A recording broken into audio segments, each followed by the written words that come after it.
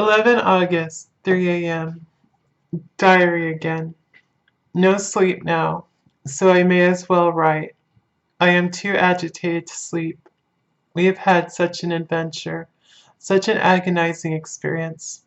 I fell asleep as soon as I had closed my diary. Suddenly, I became broad awake and sat up, with a horrible sense of fear upon me, and some feeling of emptiness around me. The room was dark, so I could not see Lucy's bed. I stole across and felt for her.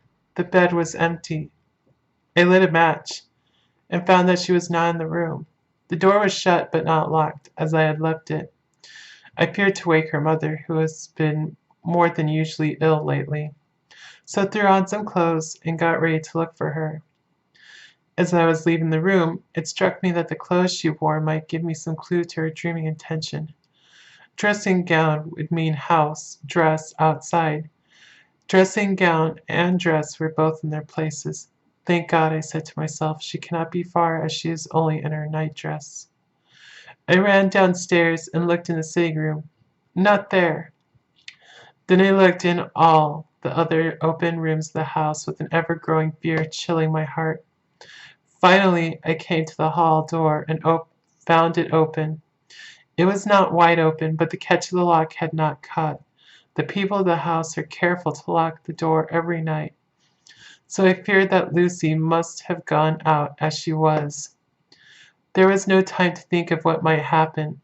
A vague, overmastering fear obscured all details. I took a big, heavy shawl and ran out. The clock was striking 1 as I was in the crescent, and there was not a soul in sight. I ran along the north terrace, but could see no sign of the white figure where I expected.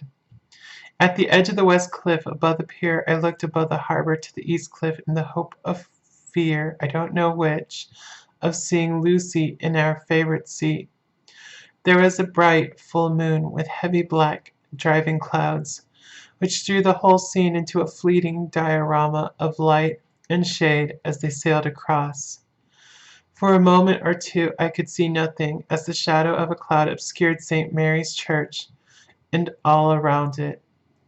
Then as the cloud passed, I could see the ruins of the abbey coming into view, and as the edge of a narrow band of light, as sharp as a sword cut, moved along, the church and the churchyard became gradually visible. Whatever my expectation was, it was not disappointed, for there, on our favorite seat, the silver light of the moon struck a half-reclining figure, snowy white. The coming of the cloud was too quick for me to see much, for shadows shut down on light almost immediately.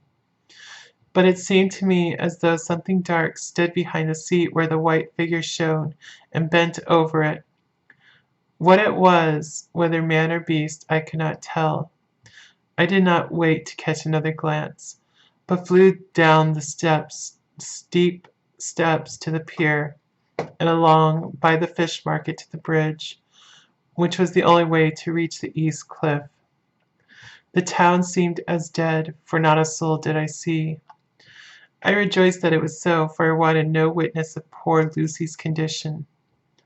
The time and distance seemed endless, and my knees trembled, and my breath came labored as I toiled up the endless steps to the abbey. I must have gone fast, and yet it seemed to me as if my feet were weighted with lead, and as though every joint in my body was rusty. When I got almost to the top, I could see the seat and the white figure, for I was now close enough to distinguish it even through the spells of shadow. There was undoubtedly something long and black bending over the half-reclining white figure. I called in fright, "Lucy! Lucy!" and something raised a head, and from where I was I could see a white face and red gleaming eyes. Lucy did not answer, and I ran on to the entrance of the churchyard. As I entered, the church was between me and the seat, and for a minute or so I lost sight of her.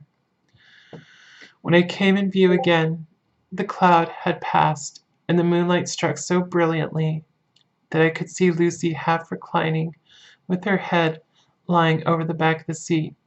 She was quite alone, and there was not a sign of any living thing about.